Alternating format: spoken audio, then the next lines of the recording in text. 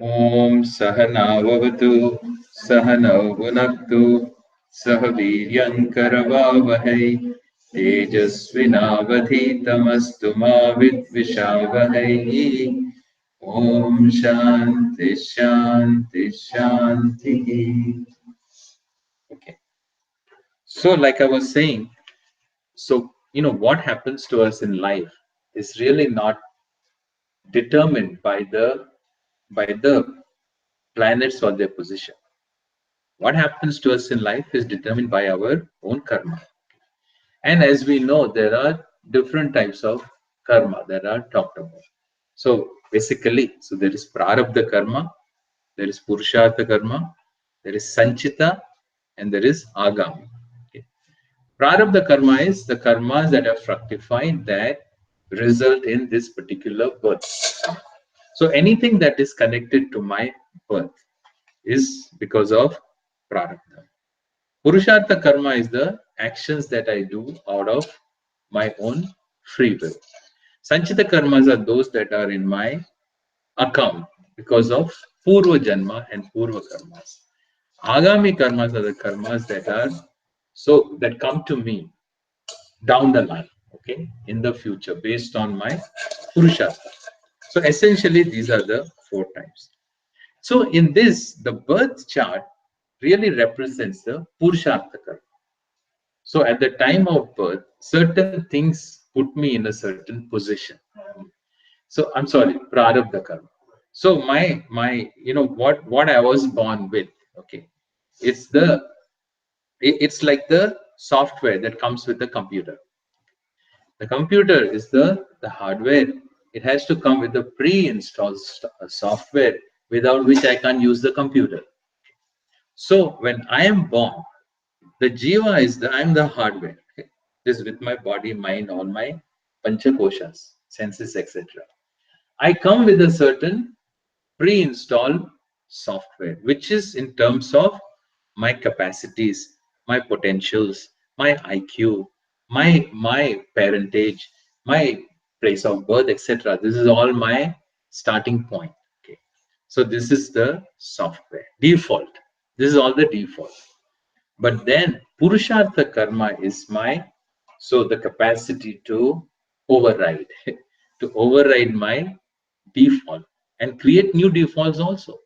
And to change some of the programming. You can't change all the software, but you can change some of the programs. So that is what is called as the Purushartha karma. Now, in this, when the things happen to me in my life, there are different types of phala that are talked about. So one is based on karma. One is described as phalam, dridam, dridam or prabalam. So this is karmas that fructify that cannot be changed. The inevitable, in other words, the inevitable. So there are certain things in life that are inevitable. That happen because they happen. There is nothing we do to change that. That is what is called as drida karma phalam. Then there is phalam which is adridam. Adridam is the phalam that can be prevented by taking certain precautionary measures. So suppose there is a potential for something happening and I take precaution. You're going to a malaria infested area, you take prophylaxis. Prophylaxis, so you don't get the malaria, that kind of a thing. So you proactively do something to prevent something which is highly probable of it happening, things like that. Okay. So that is called as adrida. Then there is another kind of phalam which is drida dridam. Okay. So it is both dridam and adridam in the sense these are the phalams that can be mitigated or that can be negated or relieved, etc., by various remedies. By various remedies. And those are the remedies, in other words, called as pariharams. So this is the pariharams or the remedies which can influence certain types of karmas, usually in the form of various prayers that we do, etc.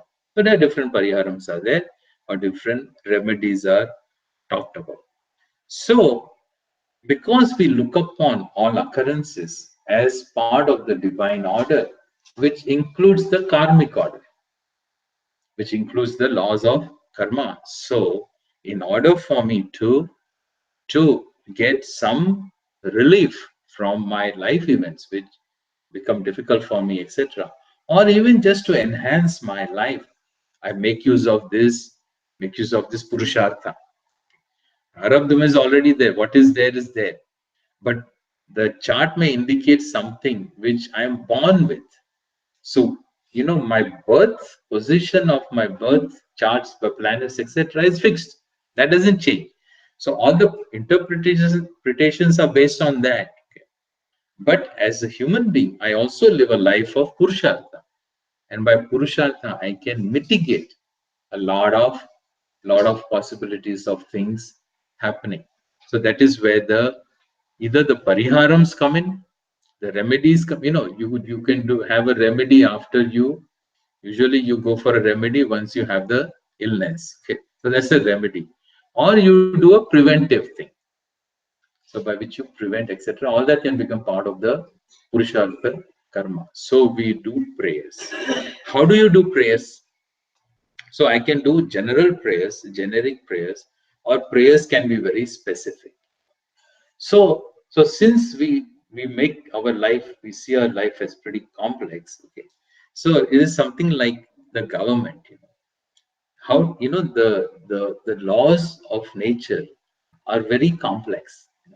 Bhagavan's laws, including laws of karma. So it's a very complex system. Any system we understand, like you understand the bureaucracy. There's a bureaucracy like. So there are, in the government, suppose you want something to be done. Suppose, you're having a problem with with something, governmental thing, with your IRS. So what do? So are you going to send a complaint to the president to POTUS? You're not going to send a complaint to POTUS because he is the ultimate, right? He is the one, head of the government. He is the head of the country. All the laws really speaking, come from him. He is right on the top. But you don't petition to him in order to get something done. You have to petition to the local, at the local level, where the particular department is functioning. So all our life activities are in different departments, in different categories. So all being run by the Lord, but through the devatas. That is how we understand. Because the Lord is not an individual. Okay. So you have to petition to an individual. Government is not an individual. I can't petition to the government. I have to petition to how the government manifests itself in a given system as the head of a particular department who represents the big government, and so he is the one who's petition. Similarly, so Bhagavan is infinite. Okay. So I can pray to the infinite as an infinite, fine. But then if I want to be a little more specific, then I invoke the infinite Lord in a particular aspect. Okay. And here, since my life is also so made up of different aspects of my life, I invoke the Lord in the form of, and here I use grahas as a symbol to understand my life. I invoke the Lord in the form of graha devatas. So thus these grahas become graha devatas. And where do they come? The devatas are mentioned in the Puranas. How did we figure this out? Well, it is there. It is there in our Shastram. They are mentioned in the Puranas as devatas with characteristics. And if you understand the characteristics of the devatas, in fact, they are reflected in the interpretation of the astrology also.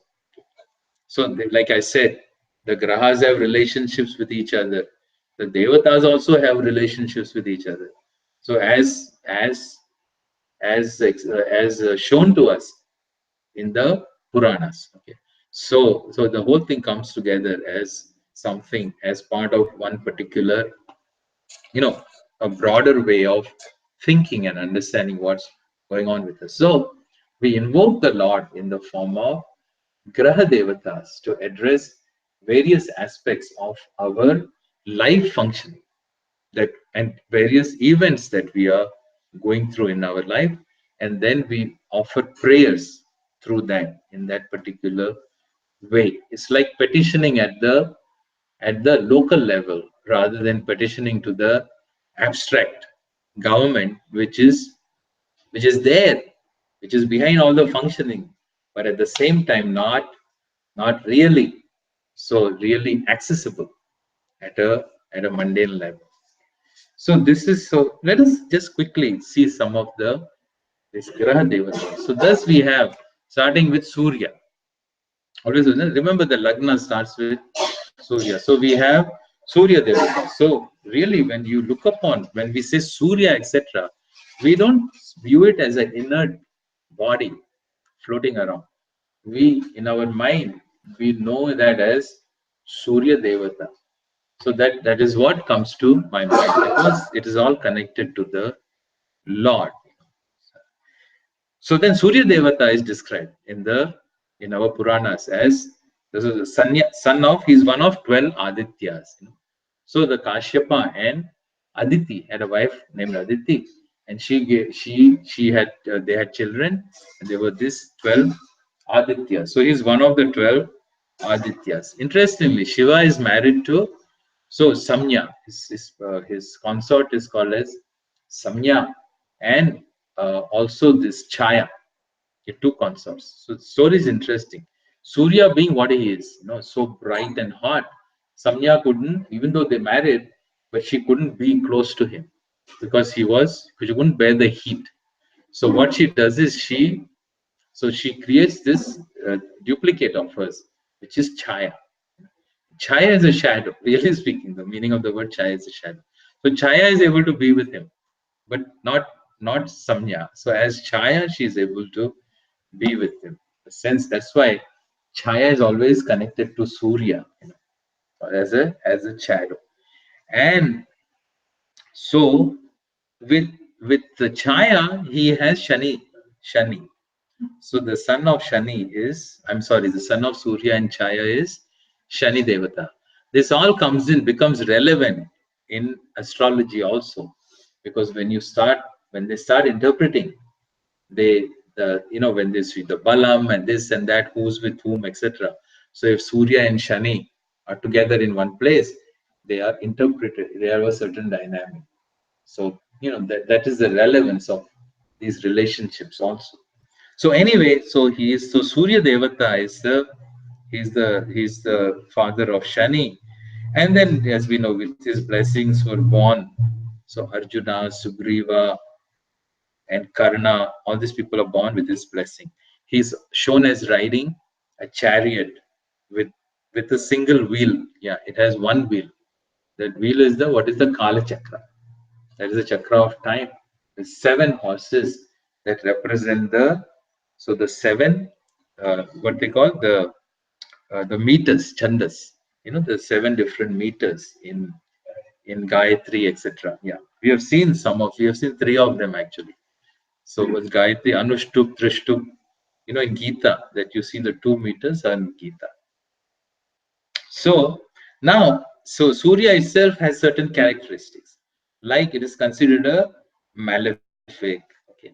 Then, in terms and certain relationships with others. So each graha has its own characteristic and certain relationships with other grahas, and the relationships are always in terms of. So they are called friendly or not friendly, inimical, friendly, inimical, or neutral. So depending on what it is, it will modify the influence of that particular graham. So for instance, Surya is supposed to be friendly with Chandra, with Angaraka, and with Guru. Angaraka is Kuja, or so Mars.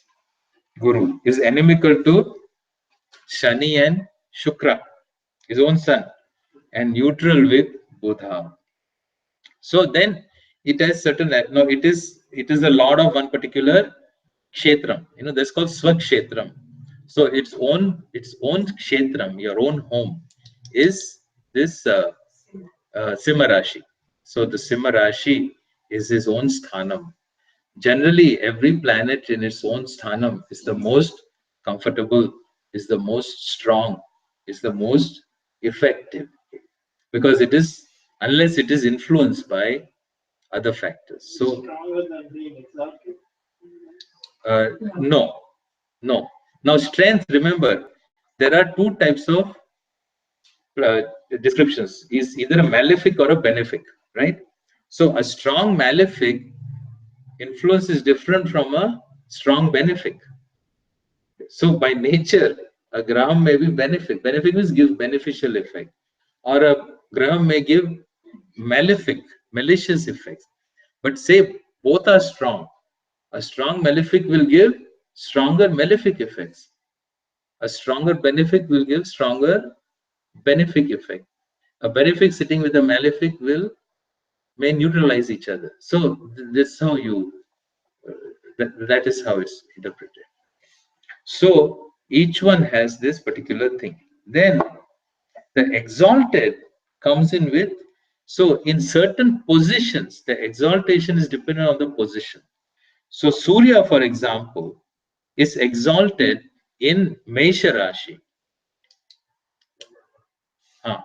So now in this, remember that first example, which if Surya was there, then in this particular, even though he's a malefic, so here he becomes exalted. Sometimes a graha will be exalted when it is connect in sitting with other grahas. Then it becomes exalted. So exaltation depends on its own position, where it is located, and which house it is located, and with whom it is there. All those things. So, for example, he is exalted in Mesha and debilitated in Tula Rashi. See, it's the opposite of that. So in the opposite house, he becomes debilitated. Similarly, so his strength also may become, he becomes stronger in certain houses. So in the 10th house, Surya becomes stronger. In the 4th house, he becomes weaker. Okay. So now if this happened to be here, this is the first house. Suppose this had happened to be the 10th house, then it would have become so stronger in that particular house. So that will also determine what happens to Surya. Then, like I said, it is there's so different characteristics I had shown for the houses. Surya is supposed to be, so he's an Atma Karaka. Depending on its characteristics, then you will interpret things in terms of yourself. He's Atma Karaka, he's Pitra Karaka.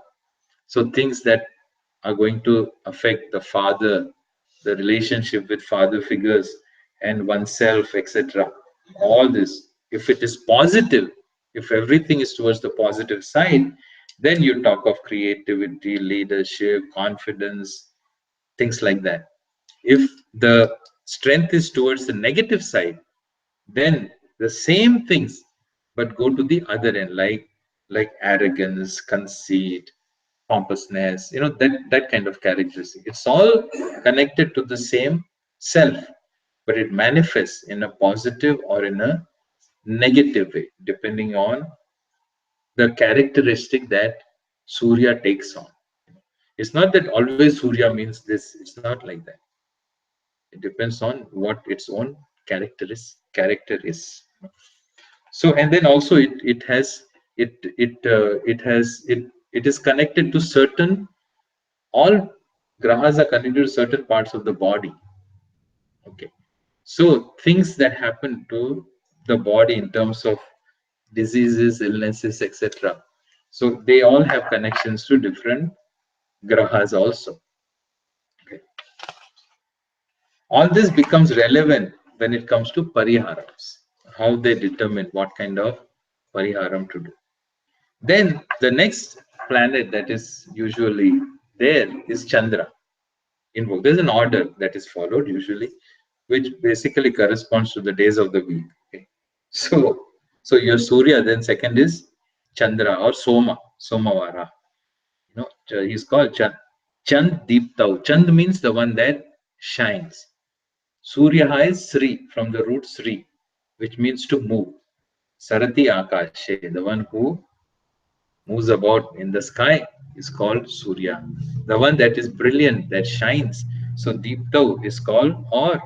So Sute.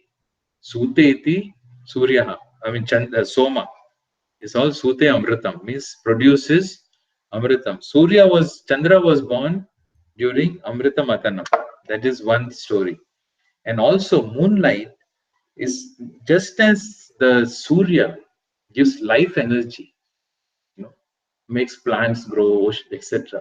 So moonlight is supposed to give this energy to the oshadis, to the plants, especially herbal, the treatment, medicinal plants. So there are many medicines that they will pluck the plants during moonlight or at night time, not during the daylight, because the moonlight is supposed to enhance the the strength or the efficacy of these medicinal plants. So he is called Somaha, Somaras, Soma plant also. Is the one that is a medicinal plant. Soma doesn't mean liquor. Yeah, that is just people like to think like that. You know what? So they give it a kind of a thing. Yeah, but Soma doesn't mean liquor. Soma means it's a medicinal plant. Yeah. So they say Devatas also like Soma because it is said in certain rituals. So you have to offer Soma as a part of the offering, as Ahuti, because it was a type of a plant. And so Soma Rasa was offered as part of Ahuti. That doesn't mean our gods drank Soma, so I can also drink. It's all just our personal interpretation. So, so Chandra, of course, so Chandra is married to the nakshatras. So all the nakshatras, the 27 nakshatras are also placed. So they are connected to the moon actually. So they're the elliptical. I don't understand this too clearly, but they are with reference to the moon, the same zodiac position of the stars are what are indicated in this 27. So nakshatra. So moon Soma was married to the 20s, they are considered the daughters of Daksha Prajapati. So Soma married all the daughters of Daksha, who were these 27 nakshatras, of which Rohini was he was particularly fond of Rohini. So Rohini, what happened is, of course, that created a issue with all the sisters. We were all sisters. So the sisters complained to their father, about this partiality. So the father, then our moon got cursed in the process. So in part of his curse, then his big curse created other problems, and then that he got some relief from the curse. So instead of being totally destroyed, so his thing was, otherwise he was supposed to wither away and disappear. So, but then because then he was given a break, then he said, okay, you can't fully take away the curse. So he withered away, but then he was able to recover back.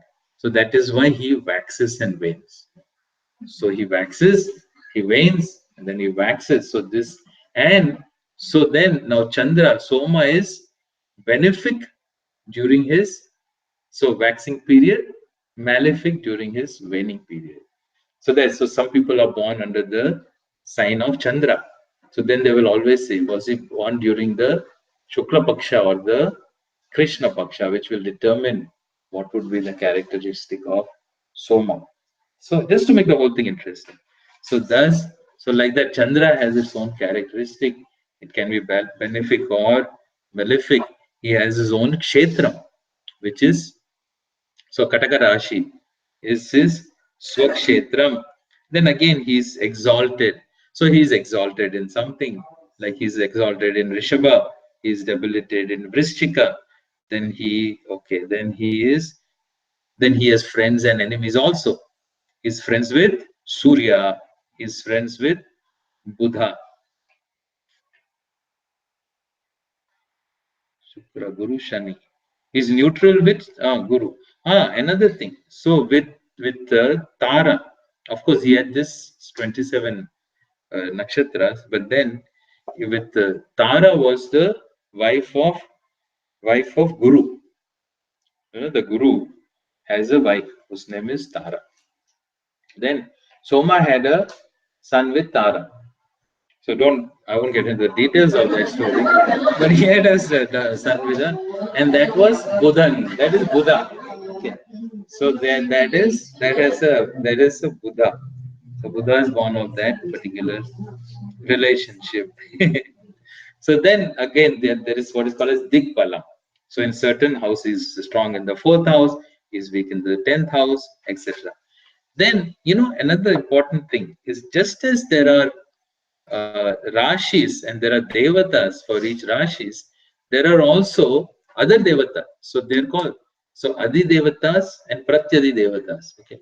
So it's not just one Devata. So there is Devatas and other Devatas connected to Rashis. Yeah. Sun, moon, as we know, is an indicator for the mind. So things happening with the mind, happening with the emotions, and so on. So, for example, a positive moon, which is exalted in whichever position it is, etc., will reflect indicator of being sympathetic, being receptive, emotionally balanced, things like that.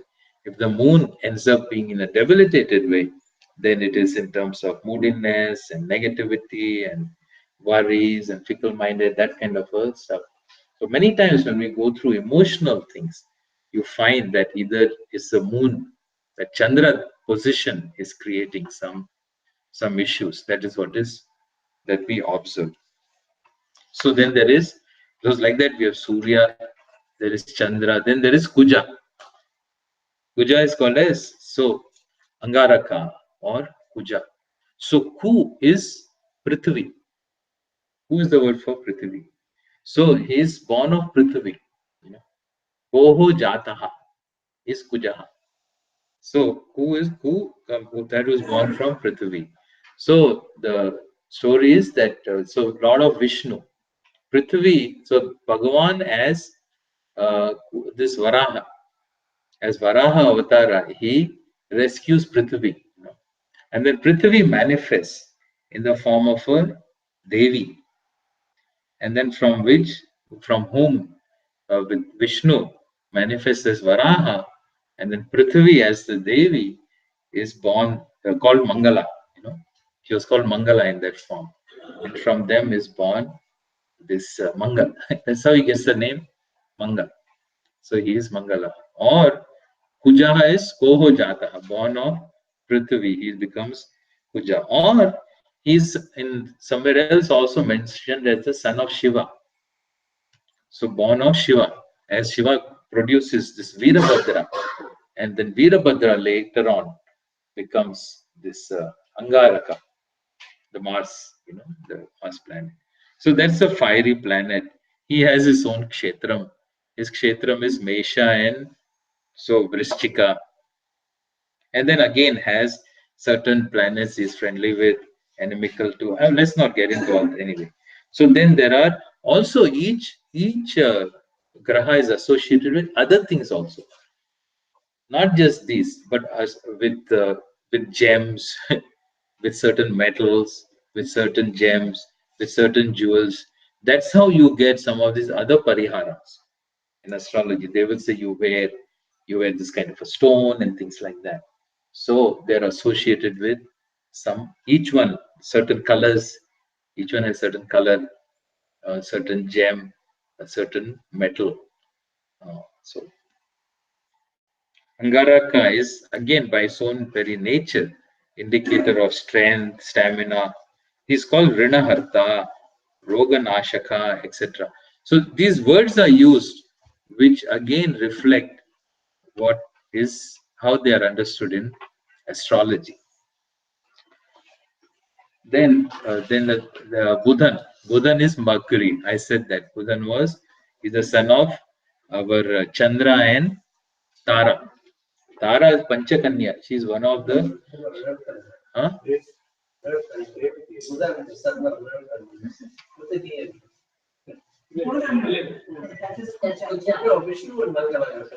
Kuja. There is Kuja. Angaraka. Mars. That is Mars. Now we come to Budhan, Mercury. So Mercury is the son of Soma, Chandra with Tara. So Tara is considered, she was a great, pious, religious person. So she's one of Panchakanyas. Uh, Ahalya, Draupadi, Sita, Tara, Mandodari, Tata. Panchakanyas, Smaren Nityam, Mahapataka Nashanam says. Every day you're supposed to remember these Panchakanyas to remove papams. In the sense, not just think of them, what they represent, what they stand for, and their life, etc. If you see each one of them, so just remembering what it was, what they were about itself is gives punya. So like that, she was one of them. So anyway, so this is Mercury. Then Mercury also, each graha has a consort. Yeah, then they have their own parivarams also. So for example, Ela, he was married to Ela and had a son, Pururavas, who's also very famous in the Puranas. Yeah. Okay, again, then he has his own kshetram, his swakshetram, Mercury, which is where he had these two, Mitra and Kanya Rashis. Exalted, malefic, relationship with others, etc. Associated with various colors, devatas, adi devatas. All these are part of the his biodata. Biodata. Okay. Then Guru, Guru, son of Angiras. So Brahmaji had certain. He had two types of.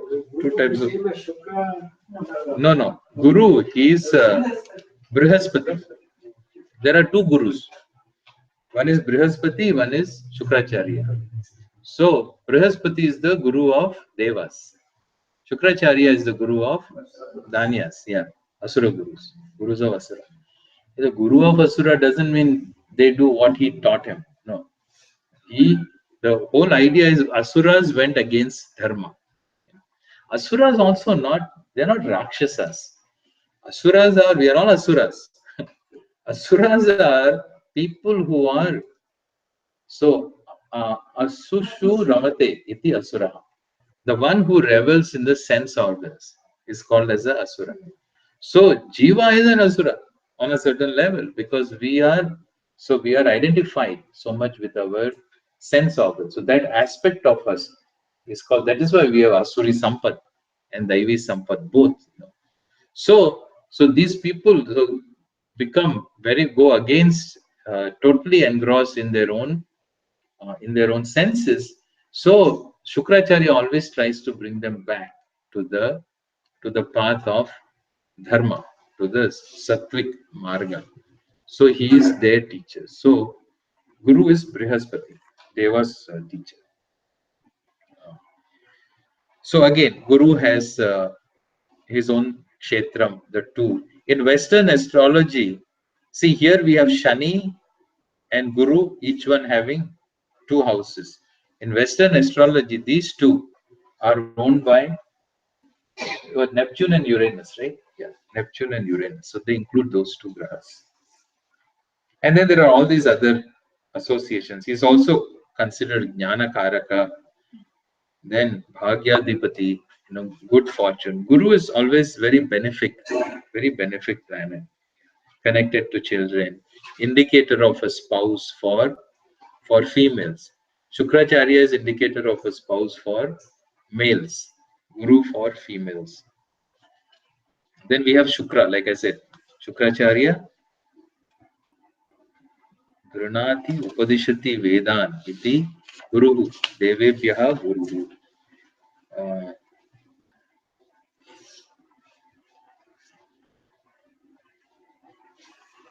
in fact, Brihaspati learned the mantra, Sanjeevani mantra from Shukracharya. Yeah. Shukracharya knew this mantra, which could revive people who died. So this, in the battles between Devas and Asuras, always Asuras would again be reborn. It's so true. So all our asuric tendencies, even if you manage it in one way, it just pops up in another way. So the unconscious is like that.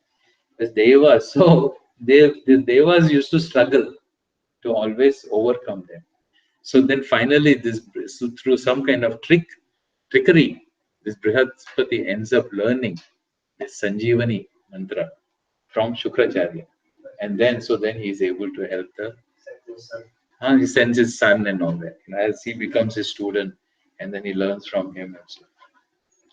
And then we have Shukra, and then Shani. Shani, like I said, is the son of Surya and Chaya. He's Mandashani. He's born lame. He was born lame, so he walks slowly. The movement, the Shani Dasha, also takes a long time to to go.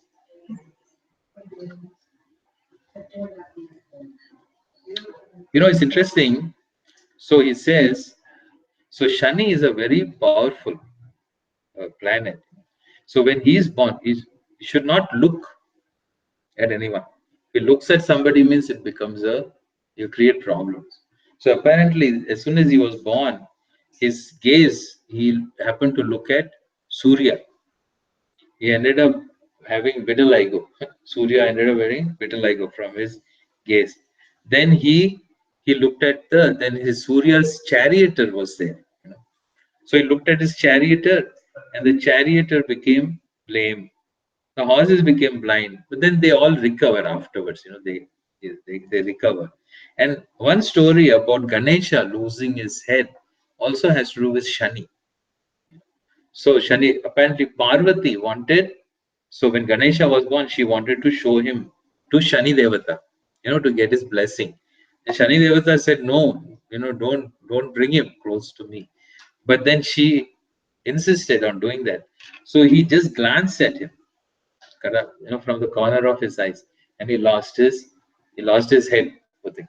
So then later on, Lord Shiva. There's another story about Ganesha's head. So anyway, he's also the half brother of Yama. Yamadevata was born to Surya Devata with Samya, and with Chaya is born Shani. So Shani is considered the uh, karma phaladata for the life during lifetime. Yamadevata is the karma phaladata for afterlife, for death. So there again he has all these other things that I said. And then we have these two, Rahu and Ketu. Rahu and Ketu are considered shadow planets because they are not really planets, they are two nodes. So a lot of the actions are so hidden, but depending on where they are located, is they are interpret the results of their actions. And they also have all these similar characteristics like the other planets do. Uh, so Rahu is presented only with the head. Shani is the lower half of the body of Ra. There are different stories in the Puranas about how all that happens. But they both have a strong connection with Surya and Chandra. So the Surya and Chandra connections are there because of which all this eclipse and all that stories are connected to that. Ketu is considered a moksha karaka, atma karaka. It gives a lot of positive results in terms of spirituality. And Rahu is, if you connect Rahu to almost like the unconscious, in terms of past karmas, etc., things manifesting, which you don't expect. It all results in terms of Rahu. So this is all anyway. So these are the characteristics of the different grahas, and then each graha also the human life.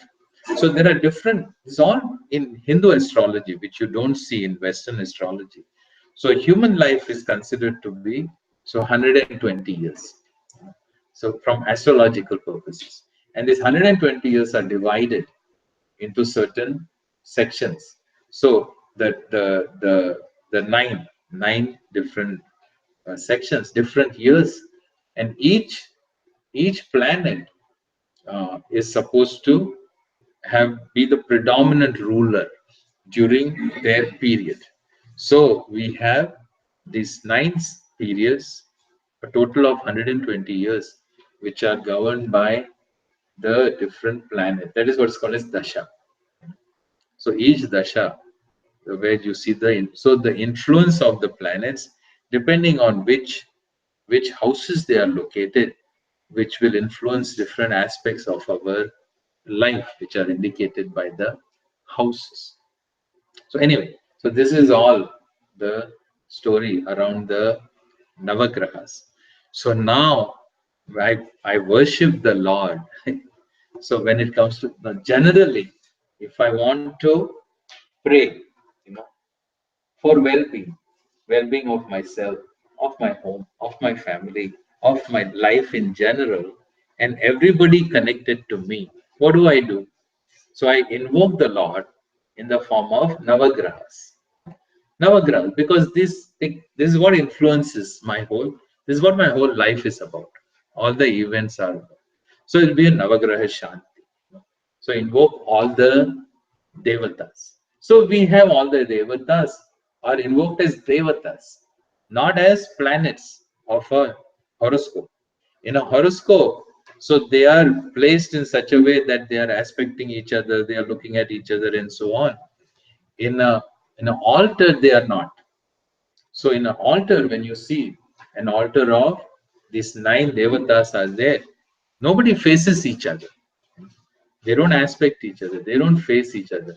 They face different directions. Means each one is worshipped as the devata, as a manifestation of the infinite Lord. So we will invoke them. They invoke them in a particular order. So when you see a Navagraha puja being performed, so there are different things associated with each devata that we've seen, you know. So in terms of their, the color, the things like that. So when you see the samagris, that will be reflected in the samagris that are used, the different items of worship, the cloth, the color of the cloth, the grain, the things like that. So even the metal from which the idol is made can be different for the different devatas. So like that, we invoke the Lord in the form of all the devatas in a particular order. Generally, Surya, Chandra, then Kuja. I think is the order of the week. That particular order. Invoke them and then do the puja. So, or if a person, if it is more specific in terms of certain life events, then I look at all these other factors as to what particular deity is to be invoked. And then so there is puja sadhan. These are what are called as pariharams. So the pariharams or the remedies are done in various ways. It can be done in the form of mantras, in the form of yantras, in tantras, in pujas, in gems, in etc. The varieties of things are there. Generally, we do prayers. So mantras is chanting, recitation. So we may recite. So for example, there's a Gayatri associated with every devata. So every graha. So you do the Surya Gayatri or the Chandra Gayatri, etc. So Gayatris are there. Other prayers are there. Like what are there? Stotrams are there for the different deities. So all those prayers we do, or we do specific mantras along with the bijams are there. So like that, or there are devatas. Remember I said each each uh, each period is associated. There is a particular devata. There is Adi Devata. There's Pratyadi Devatas. So one can do certain prayers depending on the devatas associated with. So, for example, you do Vishnu Sahasranamam or you do Durga Puja, the Durga Suktam, etc. The different Suktams are recited in different circumstances. So that's how they will tell what particular prayer one needs to do.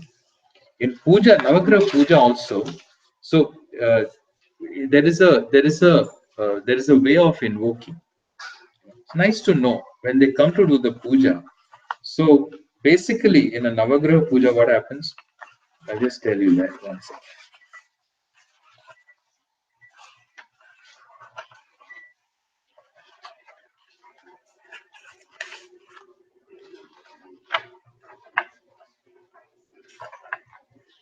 So there is an avahanam done. So he starts by invoking, like in any, it is like a Shodashopasara puja that we saw. So you start by invoking a particular deity. So here each one is individually invoked. So I invoke the Surya Devata, for example. So it is so Bhagavantam Suryam. So then each one faces in a particular direction. If you see the picture, the last one down there. So there are the 9 deities are there. So it starts off with Surya Devata. So I invoke Lord Surya in this particular form, the one who faces the east. And then certain description is given about the deity. The deity is invoked along with his Saparivaram, with the consort, with the Parivara, and all those things, and indicating all the specific things that are there associated with the what do you call that? What you placed on the Petam, So then there are certain geometric figures associated with each deity, okay, called mandalas. So this is that akara, the trikona akara mandale, he will say, interestingly, the same mandalas are what you see as the signs that are there in Western astrology. I think Western astrology is all copied from this Eastern only, every aspect of it, if you see. So there they use certain symbols. The symbols are like these akaras, the mandalas that we talk about. So all those things I do, and I invoke Lord Surya in this particular form, like that. Avahanam is that. So Surya, Chandra, Mangal, the Angaraka, Buddha, like that. Each one is individually invoked, and then that we do the Shodasha Upachara Puja for all the deity. That's all basically in a Navagraha Puja. That is all. And then, okay, then not only that, they invoke, so they all these devatas, Graha devatas, and along with the devatas, Adi devatas, Pratyadi devatas, and nakshatras also. So you invoke so in nakshatra invoking, there are 28 nakshatras that are invoked, even though there are 27. So there is one more called as Abhijit. That Abhijit nakshatram is used for puja. So there is one muhurtam. In the nakshatras also, like we have characteristics for the grahas, there are characteristics for each nakshatra. So generally, the nakshatra that you identify yourself as your personal nakshatram under which you were born is the nakshatram where the Chandra sign is there in the horoscope. So where Chandra comes into your horoscope, that becomes your nakshatra. Okay. So the nakshatras also have their own characteristics. So Abhijit, so there also there are exalted, debilitated, all kinds of things are there. Abhijit, so the muhurtams. So when they look for muhurtams, they consider the tithi and the nakshatrams also are considered. So in the muhurtam, there is one nakshatram which is always positive muhurtam. So when in that nakshatram, you can do anything good. So there you don't consider nakshatrams, in fact, where it is Abhijit Muhurta. And that is 24 minutes before and after noon. So that is called as Abhijit Nakshatra. So in Puja, they will invoke 28 nakshatras. The 27 along with Abhijit. So you invoke the devatas, you invoke the nakshatrams, we invoke the particular, do specific prayer to the nakshatram that is relevant to you. All this is invoked, and then they do the Shodasha Upachara. So I think I can stop at this point, and we can just have some discussion and questions. Oh yeah, sorry. Do a prayer also. Let's do a prayer. So there are a lot of prayers, but then a simple one. Especially when you're going around the Navagrahas in the temple. So generally people go uh, 9 times.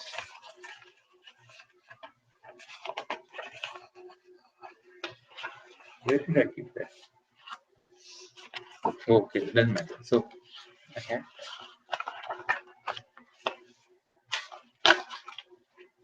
So one simple one is just this: Adityaya cha, Somaya cha, Mangalaya, Budaya cha, Guru Shukra Shanibhyascha, Rahave Ketave, Namo Namaha. Just a salutation to all of them. Just there is another one also, which is a simple prayer. So you can repeat after me. Arogyam pradadatu no dinakaraha chandro yasho nirmalam bhuti bhumi suta sudham shutanaya prajnanam gurum gauravam kavya komala vag vilasamatulam mando madam mudam sarvada rahur bahubalam virodha shamanam ketu kulasyonatim. So arogyam pradadatu naha dinakaraha. So, O Lord, dinakara is Surya, the one who creates the dinam, day. So arogyam pradadatu. Please give me arogyam, freedom from roga, from illnesses. Chandraha yasho nirmalam. So may the Lord Chandra give me so yashas or fame or good name. So without any blemishes, nirmalam. Bhuti, bhutim bhumi suta. Bhumi suta. You know who's Bhumi suta, right? Now, who's Bhumi suta? Mangala. So Bhumi is Prithvi. Who, remember? So Kujaha. So Bhutim is Vibhutim. So may he give me Vibhutim, may he give me good qualities, etc. Sudhamshu Tanaya Prajnanam.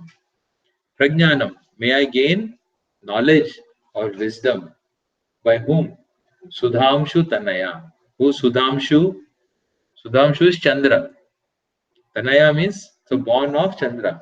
Remember, so Buddha is born of Chandra and Tara.